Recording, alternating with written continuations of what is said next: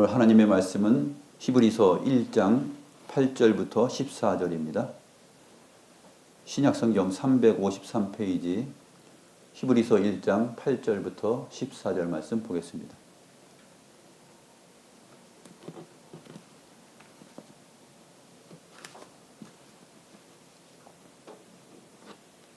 제가 하나님의 말씀을 받들어 읽겠습니다. 아들에 관하여는 하나님이여 주의 보좌는 영영하며 주의 나라의 균은 공평한 균이이다. 주께서 의를 사랑하시고 불법을 미워하셨으니 그러므로 하나님 곧 주의 하나님이 즐거움의 기름을 주께 부어 주를 동류들보다 뛰어나게 하셨도다 하였고 또 주여 태초에 주께서 땅의 기초를 두셨으며 하늘도 주의 손으로 지으신 바라.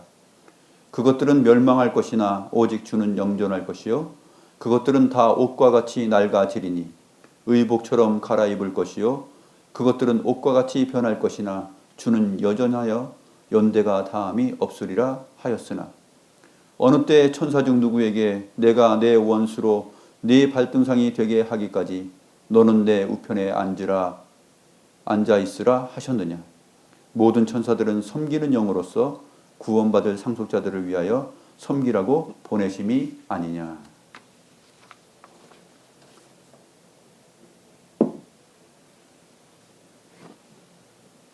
오늘 히브리서에 나타나 있는 아들에 관하여, 하나님의 아들에 관하여라는 말이죠. 이 아들에 관하여 우리가 살펴보도록 하겠습니다. 우리는 지금 사도신경의 두 번째 문항 그 외아들 우리 주 예수 그리스도를 믿사오니 이 부분을 살펴보고 있습니다. 그 가운데 예수 그리스도에 대하여서 살펴보았고 하나님의 독생자에 대하여서 살펴보았습니다. 지난주에 하이델베르크 요리문답을 중심으로 하다가 오늘 본문, 지난주 본문이었는데 사실상 이 본문에 대한 강서를 하지 못했습니다. 그래서 오히려 잘 되었습니다. 그래서 히브리서 1장 8절부터 14절에 나타나 있는 아들에 관하여라는 이 말씀을 통하여서 그의 외아들 우리 주 예수 그리스도에 대한 믿음을 구체적으로 알아보는 시간 갖도록 하겠습니다. 이 히브리서에는 시편의 내용을 3편, 시편 3편을 말하고 있습니다. 45편과 102편 그리고 110편 시편의 3군데의 내용을 언급하면서 아들에 관하여 성경이 어떻게 기록하고 있는가 하는 것을 말하고 있죠. 물론 히브리서 초반부에 히브리서 1장 1절부터 7절까지의 내용을 살펴보아도 사실은 아들에 관한 내용들이 있습니다. 그러나 본격적으로 우리가 시편 말씀은 구약 성경이기 때문에 시편을 읽을 때 사실 또 시편 찬송을 부를 때도 있는데 그 시편 찬송을 부르면서 또 시편을 읽으면서 우리가 이 말씀이 아들에 관한 것이었어? 하나님의 아들을 말하는 것이었어? 라고 느끼기는 어려울 때가 있습니다. 그런데 히브리서 기자는 오늘 시편 말씀 45편, 102편, 110편을 언급하면서 이것이 아들에 관한 시편이다 라고 설명을 해주고 있습니다. 그래서 주목하여서 우리가 한번 살펴보도록 하겠습니다. 시편 45편을 한번 보겠습니다. 시편 45편. 히브리서에서는 6절과 7절만 언급되어 있습니다.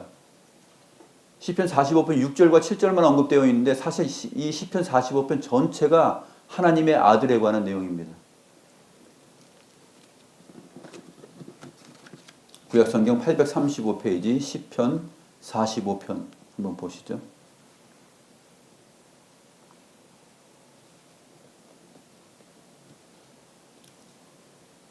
1절 말씀 봅니다. 1절 말씀 같이 한번 읽어봅니다. 내 마음이 좋은 말로 왕을 위하여 지은 것을 말하리니 내 혀는 글솜씨가 뛰어난 서기관의 붓끝과 같도다.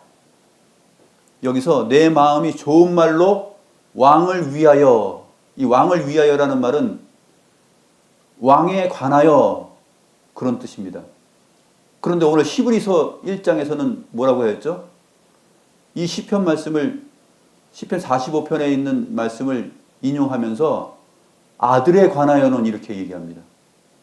그러니까 시편 45편에 나와 있는 이 왕은 누구냐면 아들인 것이죠. 그것을 주목하면서 우리가 살펴보도록 하겠습니다.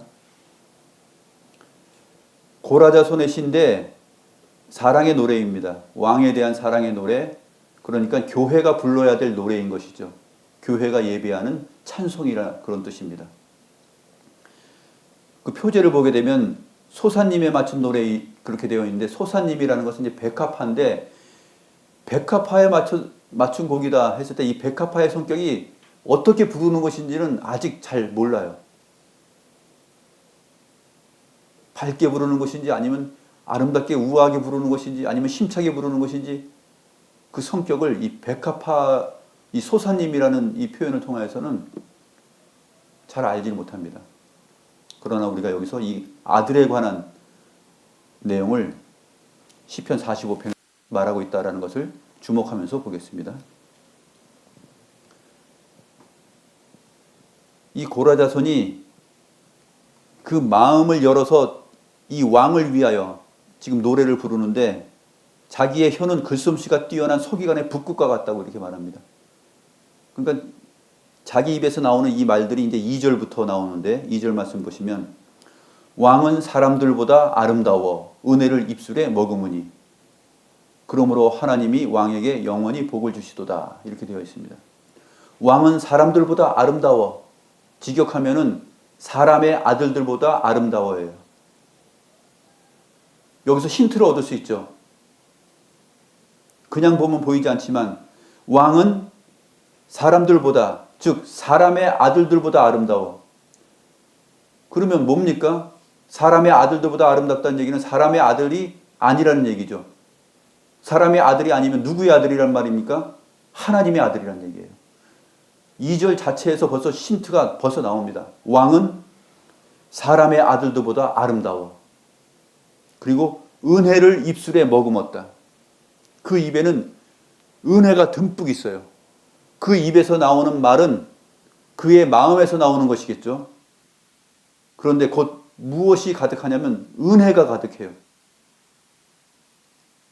모든 인생들에게, 모든 만물에게 은혜를 베풀 수 있는 자, 은혜를 줄 수 있는 자, 그 왕은 누구일까요? 그 왕은 세상의 왕이 아닐 것입니다. 그 왕은 사람들보다 아름다운, 즉 하나님의 아들이신 왕, 그분을 지금 여기서 보여주고 있는 것이죠. 그래서 하나님께서 왕에게 영원한 복을 주시도다 라고 그 인식을 고라자손이 하고 있습니다. 이스라엘 역대 왕들 가운데 아름다운 그 왕들이 있었습니다. 그의 그 멋짐과 또 외모 이런 것들을 봤을 때 아름다운 왕들이 있었는데 사울 같은 경우에 사무엘상 9장 2절에 이렇게 표현하고 있습니다. 이스라엘 초대 왕이시죠. 이 사울은 기스에게 아들이 있으니 그의 이름은 사울이요 준수한 소년이라. 준수한이라는 말은 이제 토부하였단 말이에요. 토부 보기에 좋다 이제 그런 뜻이죠. 이 사울이요 사울은 준수한 소년이라. 이스라엘 자손 중에 그보다 더 준수한 자가 없고 키는 모든 백성보다 어깨 위만큼 컸다. 키는 모든 이스라엘 백성들보다 어깨 위만큼 컸어요. 그러니까 20cm 이상 큰 거예요. 20-30cm 더 큰 것이죠. 그리고 그 외모가 준수하였다, 보기에 좋았다, 토부하였다 이렇게 표현하고 있습니다. 그런데 2절에서는 왕은 사람의 아들들보다 아름답다 그랬습니다. 사람의 아들들보다 더 아름다운, 그건 하나님의 아들이란 얘기인데 은혜를 입술에 머금은 그 왕은 누구인지 궁금하게 만듭니다. 또한 다윗도 아름답다고 표현을 하고 있는데 사무엘상 16장 12절에 보게 되면 그의 빛이 붉고 눈이 빼어나고 얼굴이 아름답더라. 여호와께서 이르시되 이가 그니 일어나 기름을 부으라 하면서 다윗의 그 아들들을 다 보고 마지막에 그 다윗을 봤을 때 나오는 표현이죠. 그의 빛이 붉고 눈이 빼어나고 얼굴이 아름답더라 했을 때 이 다윗 왕을 말하는 것인가? 아니라는 얘기입니다. 사람들의 아들들보다 더 아름답다고 했으니까 아닙니다. 사울왕도 아니고 다윗왕도 아닙니다. 그 다음에 다윗의 아들 가운데 압살롬이 또 아름다움을 갖고 있었죠. 사무엘하 14장 25절 26절에 보게 되면 온 이스라엘 가운데서 압살롬같이 아름다움으로 크게 칭찬받는 자가 없었으니 그는 발바닥부터 정수리까지 흠이 없습니다. 얼마나 아름답습니까? 발바닥부터 정수리까지 온 몸이 흠이 없어요. 그의 머리털이 무거움으로 연말마다 깎았으며 그의 머리털을 깎을 때에 그것을 살아본즉 그의 머리털이 왕의 저울로 200세겔이었더라. 왕의 저울이 이제 표준이에요. 저울의 표준. 200세겔. 세겔이 몇 그램이라 그랬죠? 지난번에? 한 세겔이 12g입니다. 200세겔이면은 2400g, 2.4kg이에요. 설탕 큰 거 한 봉지만큼 무게가 묵직한 거죠. 이 압살롬이 머리서부터 발바닥부터 정수리까지 아름다운데 그 중에서 특별히 머리에 있는 이 머리가 굉장히 숱이 많았던 것 같아요. 아름다움이 뛰어났습니다. 1년에 한 번씩 머리를 자르는데 무게가 2.4kg이에요. 고양이 한 마리 무게라는 얘기죠. 그러나 이 압살롬을 말하는 것도 아니에요. 사람의 아들들보다 더 아름다운 하나님의 아들에 대해서 지금 얘기하고 있습니다. 오늘 예배 중에 우리가 시편 찬송 45편을 불렀습니다.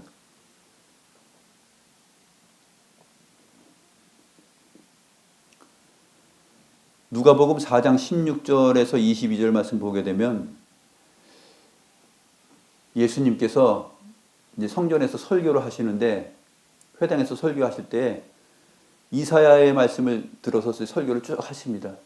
가난한 자에게 복음이 전파되고 포로된 자에게 자유를 주고 눈먼 자를 보게 하고 이사야서의 말씀을 쭉 읽으신 다음에 이 글이 오늘 너희에게 응하였다라고 하면서 은혜로운 말씀을 쭉 선포하십니다. 그런 다음에 22절에 가서 이렇게 기록하고 있습니다. 누가복음 4장 22절에 그들이 다 그를 증언하고 그 입으로 나오는 바 은혜로운 말을 놀랍게 여겨 이렇게 기록하고 있습니다. 그의 입으로 나오는 바 은혜로운 말. 가난한 자에게 복음이 전파되고 포로된 자에게 자유를 눈먼 자가 보게 하고 그렇게 예언하였던 메시아, 그 메시아에 대한 것이 오늘 너희에게 응하였다라고 말씀하시는 이분이 누구입니까? 바로 하나님의 아들 메시아인 것이죠.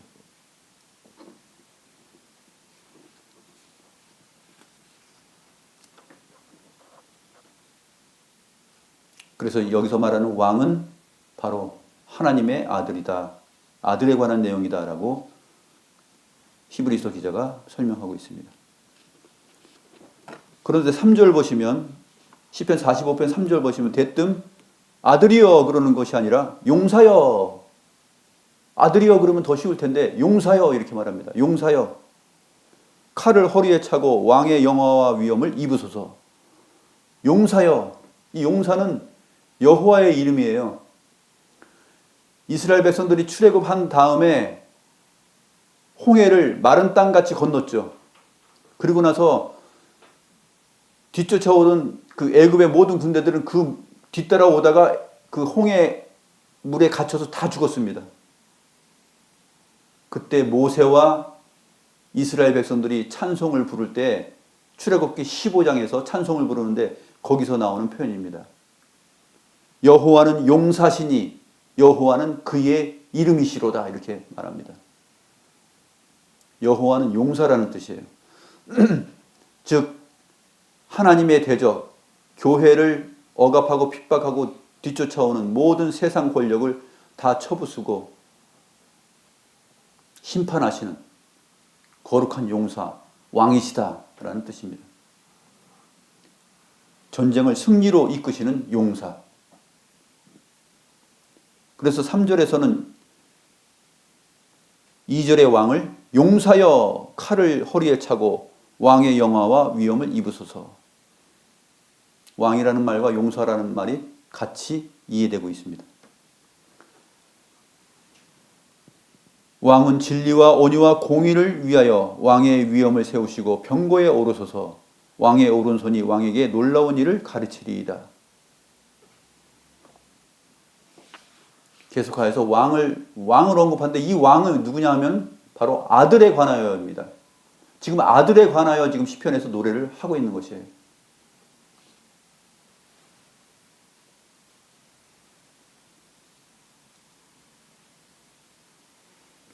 왕의 오른손이 왕에게 놀라운 일을 보일 거라고 하였는데 그 놀라운 일은 무엇이냐면 5절입니다.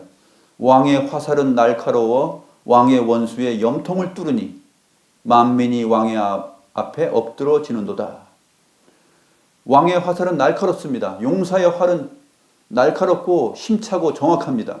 그래서 왕의 원수의 염통, 심장을 뚫어버립니다. 이 왕이 누구입니까? 아들입니다. 아들에 관하여 지금 얘기합니다.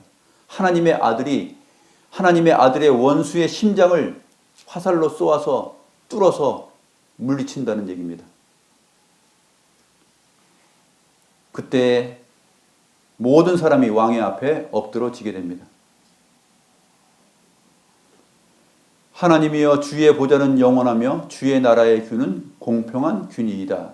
이 부분이 이제 히브리서 1장 8절부터 인용된 부분이죠. 이 부분을 히브리서 기자가 인용하는 것이에요. 하나님이여 주의 보좌는 영원하며 주의 나라의 균은 공평한 균이이다.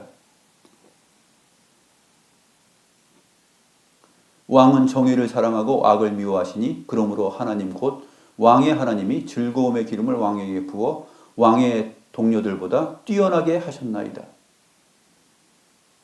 이 시편 45편 6절 7절의 이 내용이 바로 누구에 대한 것이라고요? 아들에 관하여 얘기하는 것입니다.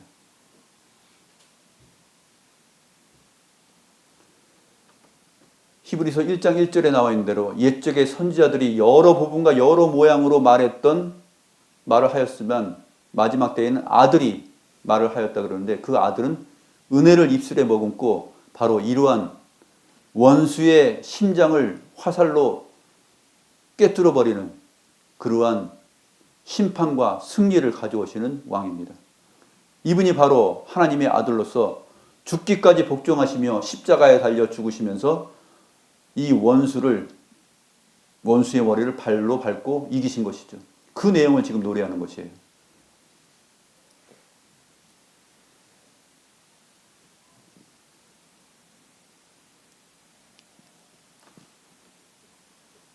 그래서 이제 왕의 아름다움과 그 왕의 그 거룩함이 표현되는데 8절에 왕의 모든 옷은 모략과 침향과 육개의 향기가 있으며 상하궁에서 나오는 현악은 왕을 즐겁게 하도다. 이제 왕이 승리를 원수의 염통, 심장을 꿰뚫어 버렸어요. 그리고 모든 대적들을 다 이겼어요. 그러니까 승리가 왔죠. 다윗 왕 만세 할 때 하는 것처럼 메시아 만세 하면서 이 하나님의 아들을 찬송합니다. 그리고 모든 왕의 옷에는 향기가 가득하고 음악이 나옵니다. 그리고 왕을 즐겁게 합니다. 최고의 아름다운 승리의 잔치죠.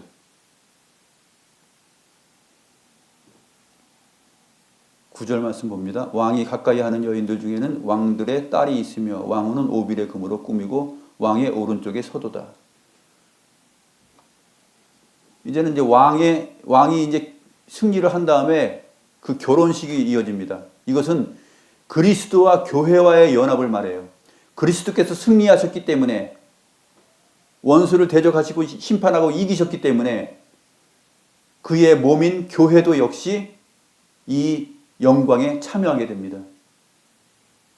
그래서 신랑이신 그리스도와 교회가 신비하게 연합되는 모습을 결혼식의 모습으로 나타냅니다. 그래서 왕이 가까이 하는 여인들 중에는 왕들의 딸이 있으며 왕후는 오빌의 금으로 꾸미고 왕의 오른쪽에 서도다. 왕의 오른쪽에 선다라는 것은 그의 권세와 권능, 모든 것을 영광을 다 같이 공유한다라는 뜻이죠.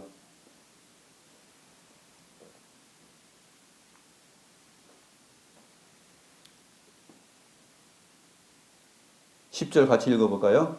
10절, 11절 같이 한번 읽어보겠습니다. 시작. 딸이여 듣고 보고 귀를 기울일지어다. 내 백성과 내 아버지의 집을 잊어버릴지어다. 그리하면 왕이 내 아름다움을 사모하실지라.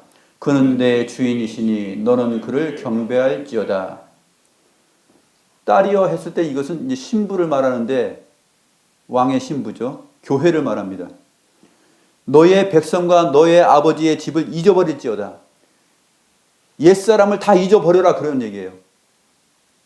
그리스도를 몰랐을 때 그리스도와 함께하지 않았던 이 모든 것, 너의 과거의 인생의 모든 것들은 옛사람은 다 지워버려라 그런 얘기입니다. 너의 백성과 너의 아버지의 집을 잊어버릴지어다. 교회에게 믿음과 충성을 요구하고 있는 것이에요. 세상에 더 이상 얽혀있지 말아라. 다 잊어버려라. 그리하면 어떻게 됩니까? 그리하면 왕이 너의 아름다움을 사모할지라. 그는 너의 주인이시니 너는 그를 경배할지어다. 이렇게 교회에게 선포하고 있습니다. 하나님의 아들과 교회의 모습을 여기서 보여주고 있습니다. 두로의 딸은, 두로는 그 부유함의 상징입니다. 항구 도시로서 부유함의 상징이죠. 그 구약 성경 선지서에 보게 되면 잘 나타나 있고, 또 요한계시록에 가면 이제 바벨론과 두로가 같이 언급이 되는 것이죠. 이 두로는 아주 무역 항구로서 부유함의 상징입니다. 두로의 딸은 예물을 드리고 백성 중 부한 자도, 같이 지금 그 호응을 하고 있죠. 두로에 따른 예물을 드리고 백성 중 부한 자, 백성 중에 두로의 딸처럼 부한 자도 네 얼굴 보기를 원하리로다. 누구의 얼굴 보기를요? 교회의 얼굴, 기독 신자들의 얼굴 보기를 원한다. 왕의 딸은 궁중에서 모든 영화를 누리리니 그의 옷은 금으로 수놓았도다. 수놓은 옷을 입은 그는 왕께로 인도함을 받으며 시종하는 친구 처녀들도 왕께로 이끌려 갈 것이라.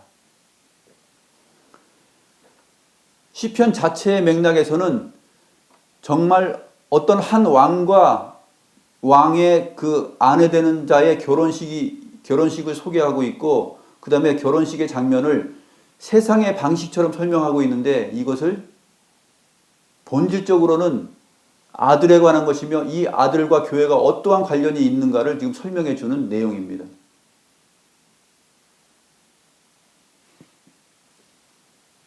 우리가 이해할 수 있을 만큼 그 기록을 한 것이죠. 표현을 한 것입니다.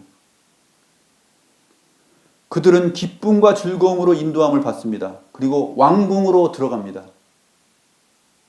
우리의 미래죠. 주님께서 다시 오시면 모든 대적자들을 다 물리쳐서 지옥 형벌에 처하게 하시고, 그 다음에 하나님의 백성들을 하나님의 나라로 다 주님 보좌 앞으로 이끌어 가십니다. 왕궁으로 들어가는 것이죠. 그러한 내용들을 여기서 설명하고 있습니다.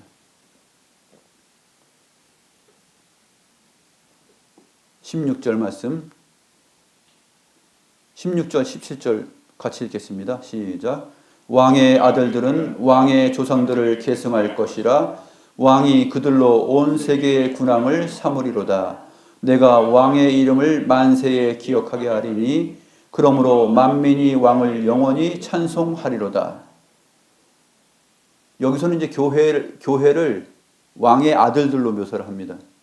그래서 왕의 조상들을 계승할 것이라. 조상들이 왕이었는데 그 왕들을 계승하는 것입니다. 이것은 땅의 얘기죠. 땅의 이야기인데 왕권을 계승한다라는 얘기를 이렇게 우리가 이해할 수 있도록, 우리는 땅에 살기 때문에 땅의 왕의 아들들이 자기 조상, 그 왕들의 영광을 계승할 것이다라는 것으로 그렇게 설명해 주는 것이에요. 왕의 아들들은 왕의 조상들을 계승할 것이라. 왕이 그들로 온 세계의 군왕을 삼으리로다. 그래서 왕의 아들들, 교회, 하나님의 백성들은 온 세상을 다스리고 통치하는 그러한 군왕들이 될 것이다. 이렇게 설명합니다. 이것은 하나님의 형상의 완전한 회복이에요. 첫사람 아담을 창조하셨을 때 하나님께서 창세기 1장에서 뭐라고 했습니까? 하늘과 땅과 바다에 있는 모든 것들을 다 다스리라 그랬죠. 왕권이죠, 이것이. 하나님의 형상으로서, 왕으로서 권세입니다. 그래서 모든 왕의 아들들이 이러한 권세를 회복받는다 하고 노래하고 있습니다. 그래서 이 고라자서는 마지막 절에서 내가 왕의 이름을 만세에 기억하게 하리니 그러므로 만민이 왕을 영원히 찬송하리로다. 1절에서는 자기만 서기관의 자기의 혀가 서기관의 붓국과 같아서 찬송을 했어요. 자기가 찬송했는데 이제는 나만 찬송해서는 안 되겠다. 만민이 왕을 영원히 찬송하리로다라고 마칩니다.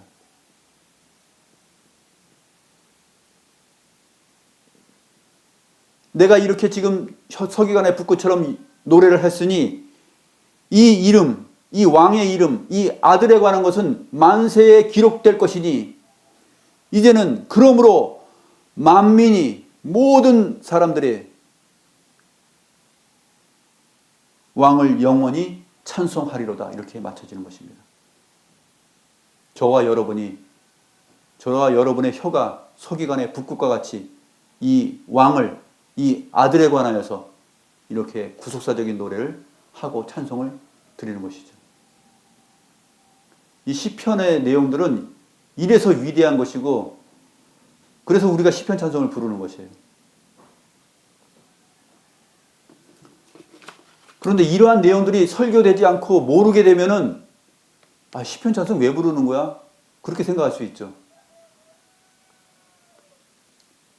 사람들의 감정으로 사람들의 정서로 만들어낸 것이 아니라 하나님의 영이 고라자손을 통하여서 성경 계시로서 주어진 이 시편의 내용, 이렇게 아름답고 영광스러운 아들에 관한 찬송, 예수 그리스도를 높이고 찬송하는 이 역사적인 내용들이 마지막 때에 이루어지는 이 모든 일까지 담고 있는 아들과 교회의 영광이 담겨 있는 이 엄청난 노래를 우리가 부른다는 얘기입니다.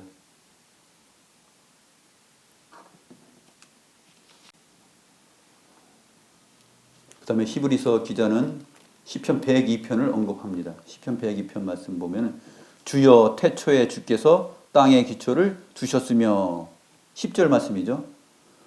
하늘도 주의 손으로 지으신 바라 하면서 102편 25절부터 27절까지의 내용을 기록하고 있습니다. 시편 102편 25절에서 27절이 누구에 관한 내용이라고요? 아들에 관한 내용이다라고 말하고 있는 것입니다.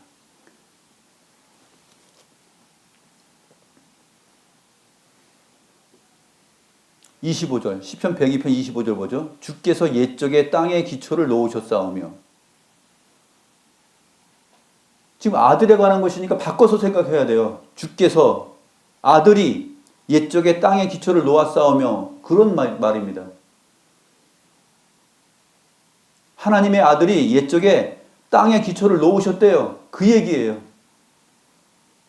땅뿐만 아니라 하늘도 주의 손으로 지으신 바니이다. 천지 만물을 다 지으신 바다. 누가요? 아들이. 지금 아들에 관한 것입니다. 이 땅의 기초를 놓는다라는 표현이 구약성경 한 군데 욥기서에 한 번 더 나오는데 욥기서 38장 4절에 보게 되면 욥에게 하나님께서 드디어 나타나셔가지고 너는 대장부처럼 허리에 띠를 두르고 나한테 한번 당당히 한번 얘기해봐라 하면서 내가 땅에 기초를 놓을 때 네가 어디 있었느냐라고 묻습니다. 여호와 하나님이에요. 여호와 하나님이 욥에게 드디어 나타나셔가지고 내가 땅에 기초를 놓을 때 너는 어디 있었느냐 이렇게 묻습니다. 그러면 시편 102편 25절에서 주께서 옛적에 땅에 기초를 놓았사오며 하늘도 주의 손으로 지으신 바니이다 라고 말했을 때 이 말씀이 히브리서 기자의 설명에 의하면 아들에 관하여입니다.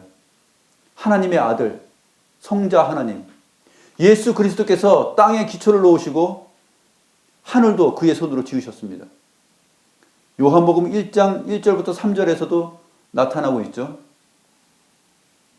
이 아들은 바로 사람의 아들들이 아니라 하나님의 아들이라는 얘기입니다. 또 만왕의 왕이시고 만주의 주이시고 우리 하나님 여호와라는 그러한 고백이 이 시편 102편에서도 또 나타나고 있는 것이에요.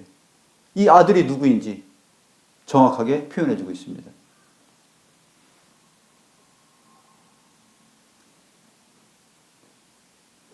시편 102편 26절 27절 보시면 찾으셨나요? 혹시?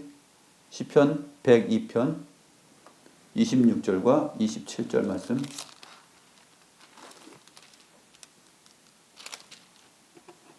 구약성경 877페이지 26절 27절 같이 한번 읽어보겠습니다. 천지는 없어지려니와 주는 영존하시겠고 그것들은 다 옷같이 낡아리니 의복같이 바뀌시면 바뀌려니와 주는 한결같으시고 주의 연대는 무궁하리이다. 여기서 주라는 말을 아들로 바꿔서 봐야 되겠죠. 왜냐하면 이것이 아들에 관한 것이라고 얘기했으니까. 그러면 주라는 단어를 아들로 바꾸면서 다시 한 번만 읽어보겠습니다. 시작. 천지는 없어지려니와 아들은 영존하시겠고 그것들은 다 옷같이 낡으리니 의복같이 바꾸시면 바뀌려니와 아들은 한결같으시고 아들의 연대는 무궁하리이다. 하나님의 신, 하나님의 아들에 관하여 지금 이렇게 시편에 기록하고 있다라고 말하고 있습니다. 근데 이 아들, 시편 102편에서 말하는 이 여호와 하나님, 이 아들이 어떤 분이신가는 시편 102편 앞쪽에 나와요. 앞쪽에 있는 표제 한번 읽어보시겠어요? 시편 102편 표제가 어떤 표제인지 한번 보겠습니다. 빨간 글씨로 되어 있나요? 같이 한번 읽어봅니다. 고난당한 자가 마음이 상하여 그의 근심을 여호와 앞에 토로하는 기도. 여호와 앞에라는 말을 아들로 바꾸면 어떻게 됩니까? 고난당한 자가 마음이 상하여 그의 근심을 아들, 하나님의 아들 앞에 토로하는 기도다 라는 것입니다. 이렇게 보는 것이에요.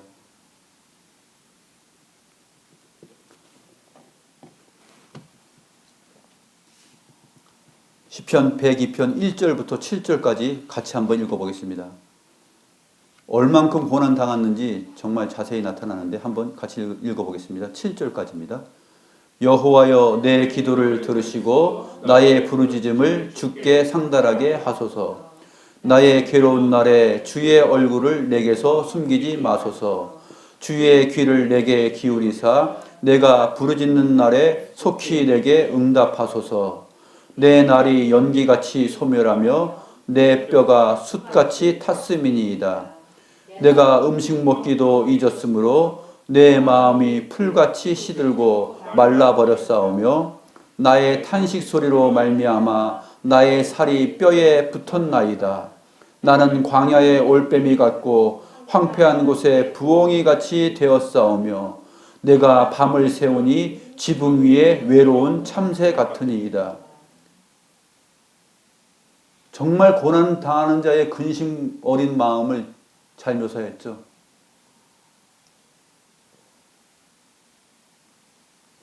그런데 여호와여라고 말합니다. 여호와여, 아들이여, 그렇게 말하는 것이에요. 하나님의 아들이시여, 주 예수 그리스도이시여, 이렇게 말하는 것입니다. 나의 부르짖음을 주께 아들에게 상달하게 하소서. 나의 괴로운 날에 아드님의 얼굴을 내게서 숨기지 마소서.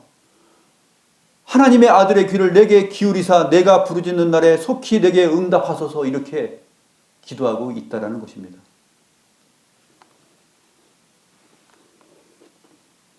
우리가 슬플 때 정말 이렇게 되죠. 정말 슬프면 이렇게 될 것입니다.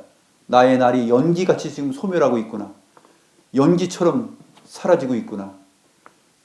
내 뼈가 숯같이 타고 있구나. 정말 쓰라린 아픔과 고통을 우리가 인생 가운데서 만날 텐데 이루어할 때가 있을 것입니다. 내 뼈가 숯같이 타고 연기같이 소멸하는 것처럼 느껴질 때, 음식 먹기도 있고 내 마음이 풀같이 시들어 말라버리는 상황, 나의 탄식 소리로 말미암아 나의 살이 뼈에 붙는 것과 같은 그러한 상황. 그래서 나는 광야의 올빼미 같고 황폐한 곳에 부엉이 같이 외롭고 쓸쓸합니다. 아무도 나를 도와줄 것이 없고 나의 힘이 될 것이 없습니다. 내가 밤을 새워도 나는 마치 지붕 위에 외로운 참새 같습니다. 이러한 근심 어린 마음에서 아들을 찾습니다. 하나님의 아들 주 예수 그리스도를 의지합니다. 여호와여, 내 기도를 들으시고 나의 부르짖음을 주께 상달하게 하소서라고 기도한다라는 것이에요. 그런데 이 아들은 인생들보다 아름답죠. 그리고 하늘과 땅은 옷같이 낡아지고 변하고 다 없어질지라도 주는 여전하십니다 라고 노래하는 내용이 바로 시편 1편에 나와 있는 히브리서 1장에서 지금 언급한 내용입니다.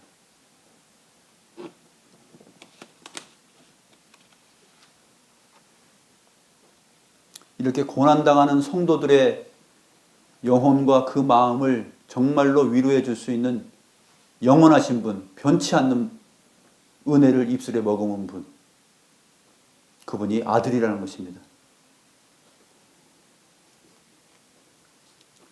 그 다음 세 번째 시편을 인용하는데 110편 말씀이죠. 시편 110편 1절의 말씀을 인용하는데 마찬가지로 시편 110편도 1절뿐만 아니라 마지막 절까지 전부 다 아들에 관한 내용입니다. 우리가 시편 110편도 한번 보면서 살펴보도록 하겠습니다. 시편 110편 886페이지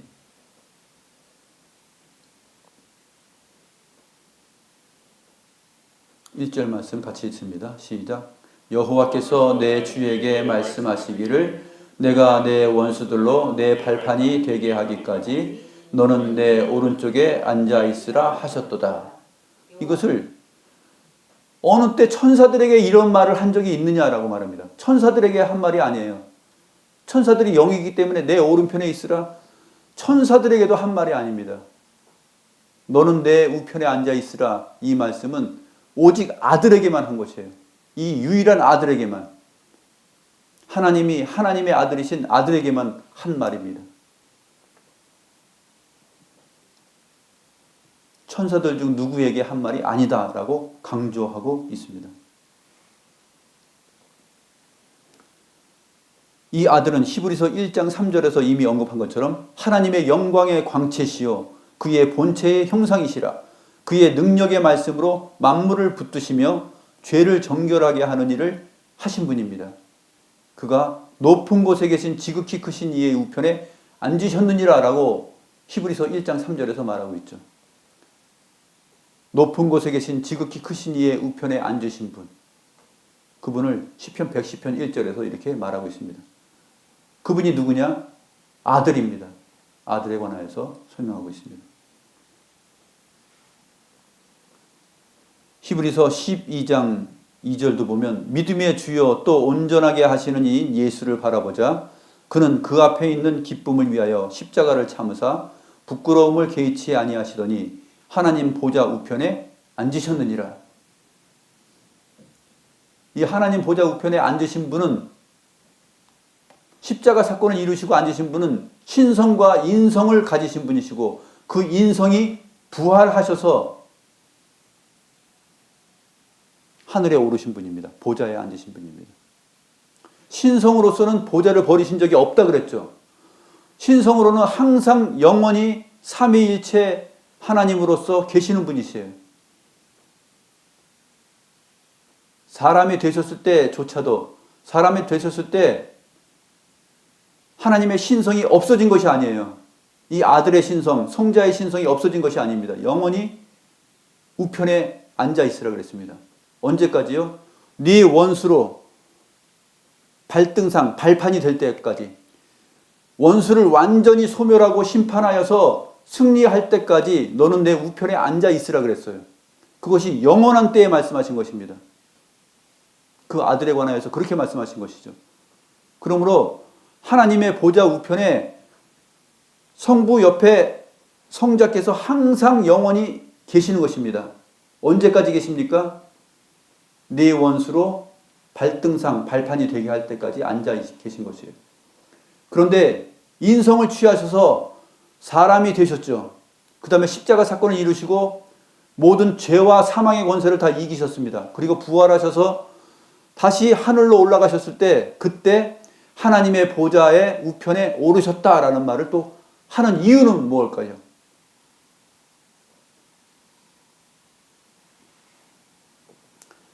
완전히 승리하셨다라는 것을 여기서 강조해 주고 있는 것입니다.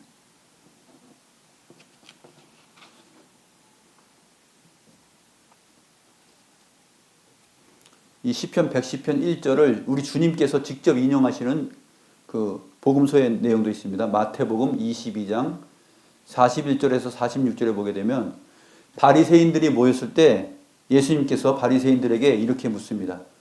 그리스도에 대하여서 어떻게 생각하느냐 묻습니다. 누구의 자손이며 누구의 자손이지? 그리스도는 누구의 자손인지 묻습니다. 성경 말씀을 바리새인들이 잘 알잖아요. 그러니까 바리새인들이 다윗의 자손입니다 이렇게 말합니다. 그러니까 주님께서 그러면 다윗이 성령에 감동되어 어찌 그리스도를 주라 칭하여 말하되 주께서 내 주께 이르시되 내가 내 원수를 내 발 아래에 둘 때까지 내 우편에 앉아 있으라 하셨도다 하였느냐. 다윗이 그리스도를 주라 칭하였은즉 어찌 그의 자손이 되겠느냐. 시편 110편 1절 말씀을 근거하여서 예수님이 바리새인들에게 물었습니다. 그리스도에 대해서 어떻게 생각하느냐. 다윗의 자손입니다. 그런데 다윗은 성령에 감동되어서 시편 110편에 이렇게 말했는데 주께서 내 주에게 이르시되 했을 때 다윗이 내 주라고 말했는데 그 그리스도를 내 주라고 말했는데 그러면 어찌 그리스도가 다윗의 자손이 되겠느냐. 다윗보다 먼저 있었다는 분이죠. 다윗이 내 주라고 주께서 내 주에게 이르시되라는 말을 했을 때 하나님께서 아들에게 이르시되 그 말이잖아요. 이 시편 110편이 아들에 관한 내용입니다. 하나님께서 아들에게 말씀하시되 너는 내 우편에 앉아 있으라. 이것을 예수님께서는 그리스도에게라고 풀어주고 있습니다. 우리가 지금 사도신경 그 외아들 우리 주 예수 그리스도를 믿사오니 이것을 말하고 있지 않습니까? 주님께서는 아들 곧 그리스도에 대하여서 어떻게 생각하냐 묻고 그것을 정리하고 해석해 줍니다. 다윗이 그리스도를 주라 칭하였은즉 어찌 그의 자손이 되겠느냐. 그리스도는 하나님이시다. 하나님의 아들이시다. 여호와 하나님이시다. 이렇게 말하고 있는 것입니다.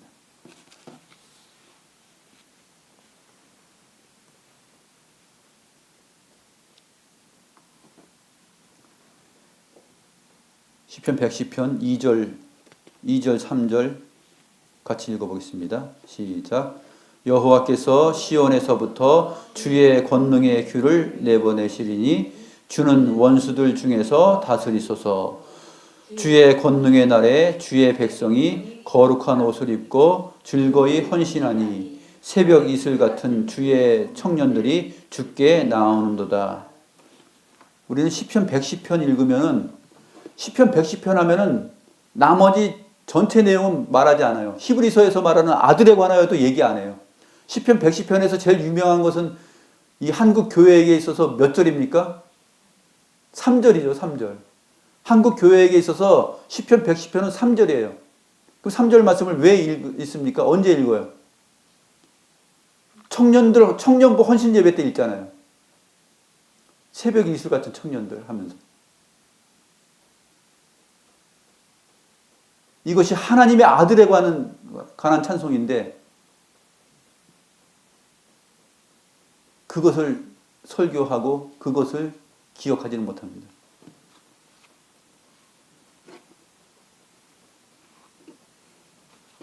여호와께서 시온에서부터 아들의 권능의 규를 내보내시리니 아들은 원수들 중에서 다스리소서, 이렇게 찬송을 합니다. 아들의 권능의 날에 주의 백성이, 그 아들의 권능의 날, 즉 원수들 중에서 다스리시는 그 아들의 권능의 날에 주의 백성이 거룩한 옷을 입고, 주의 청년들이라는 말은 앞에서 언급한 주의 백성들이라는 말이에요. 주의 백성들 전체가 다 주의 청년들입니다. 청년부만을 말하는 것이 아니에요. 청년부 헌신 예배 때 이 말 하라는 얘기가 아니라 주의 백성들 전체, 온 교회, 전 세계의 모든 믿는 자들, 역사 가운데서 가장 역사 속에서 주님을 믿고 이 아들에 대하여서 고백하는 자들, 이 모든 주의 백성들이 주의 권능의 날 바로 이렇게 나타나야 된다라고 말하고 있는 것입니다. 거룩한 옷을 입고 즐거이 헌신하니 새벽 이슬 같은 주의 청년들이 주께 나아오는도다.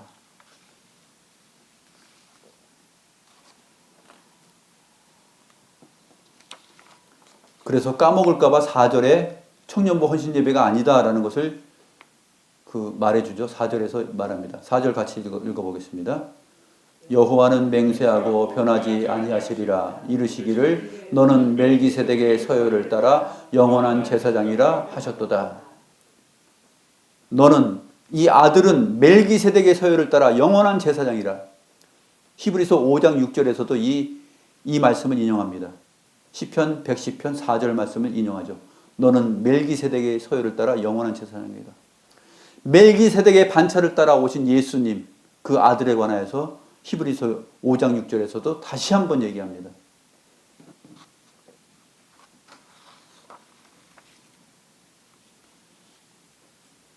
주의 오른쪽에 계신 주께서 그의 노하시는 날에, 주의 오른쪽에 계신 주가 누구십니까? 아들이죠.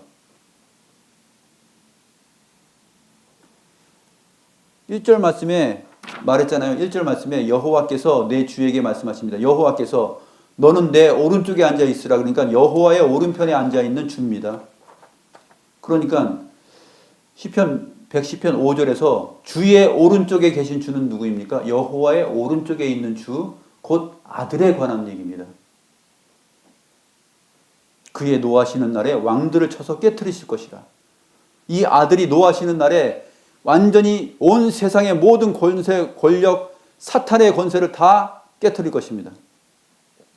문 나라를 심판하여 시체로 가득하게 하시고 여러 나라의 머리를 쳐서 깨트리시며, 이렇게 이 왕 하나님의 아들이 권세를 발휘하고 권능을 발휘할 것입니다. 온 세상 만물을 다 심판하시고 구원하실 때가 바로 이때입니다. 그것을 지금 노래하고 있습니다. 모든 왕들, 모든 나라를, 여러 나라의 머리를 쳐서 심판하시고 시체로 가득하게 하신 다음에 7절 말씀 같이 읽겠습니다. 시작. 길가의 시냇물을 마심으로 그의 머리를 드시리로다. 완전한 승리를 표현하고 있습니다. 왕들을 다 쳐서 이겼어요. 그리고 심판하여서 시체로 가득하게 했어요. 손에, 온 몸에, 그의 영광의 옷에 피가, 선혈이 다 묻었어요. 이분은 용사이신 여호와십니다. 싸움의 승리자, 용사이신 거룩한 여호와 하나님께서 이 싸움을 하신 것이에요. 이 아들이 그 싸움을 하신 것입니다. 어디에서요? 그의 인격과 사역에서, 십자가 위에서 이 싸움을 하신 것이에요.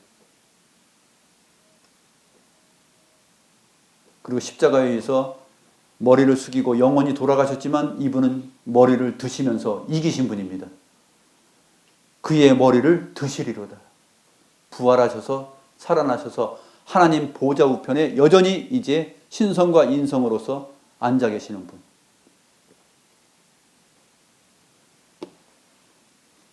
고대 중세나 고대 영화를 보게 되면 막 용맹한 그 전사 한 명이 적들을 다 이기잖아요. 일당백으로 싸워가지고 다 이깁니다. 쳐부수고 막 피가 막 얼굴에 튀기고 몸에 튀기고 하면서 다 죽여요. 시체로 가득하게 만든 다음에 이제 물가에 가서 물을 마시고 그 다음에 목을 축이면서 탁 머리를 드는 모습. 고대의 전쟁에 나오는 한 용사의 거룩한 모습이에요. 이 싸움을 누가 하셨다고요? 하나님의 아들이 하셨다는 것을 시편 110편에서 말하고 있습니다. 이 싸움의 승리는 곧 우리 교회의 승리로 다가오게 되고 교회의 영광으로 오게 된 것이다 라고 노래하고 있는 것입니다. 우리가 사도신경에서 그 외아들 우리 주 예수 그리스도를 믿사오니라고 했을 때 이러한 내용이 이 아들에 관한 것을 생각하면서 사도신경을 암송할 때 머릿속으로 스쳐 지나가야 되겠죠. 기도하겠습니다. 주의 말씀을 통하여서 하나님의 아들에 관하여서 살펴보았나이다. 주여, 저희들의 살핌은 아직도 너무나 미흡하여서 그 하나님의 아들에 관한 그 영광과 은혜와 구원을 다 노래할 수 없사옵나이다. 이렇게 오늘 한정된 말씀, 부분적인 말씀을 통하여서 알아보았어도 저희들이 소화하고 저희들이 가슴에 담아두기에는 벅찬 내용들이 없나이다. 하나님 아버지, 하나님의 아들 주 예수 그리스도를 믿는 믿음이 무엇을 믿는 것인지 살펴보았사오니 주여, 이 혼탁한 세상 가운데서 근심된 마음으로 광야의 올빼미 같고 부엉이 같이 살며 지붕 위의 외로운 참새처럼 그렇게 살아간다 할지라도 우리가 슬픔에 빠지지 아니하고 이 영광스러운 아들을 향하여서 여호와여 우리를 도와주소서라고 부르짖는 그 기도를 드릴 수 있는 그 아들에 관한 믿음이 저희들에게 있게 하여 주시옵소서. 하나님의 아들이 반드시 그 기도를 들으시고 교회의 모든 문제들을 해결해 주시며 주의 백성들을 도우시고 영광스럽게 하신다는 것을 바라보고 믿사옵나이다. 감사함을 드리며 살아계신 주 예수 그리스도의 이름으로 기도드리옵나이다. 아멘.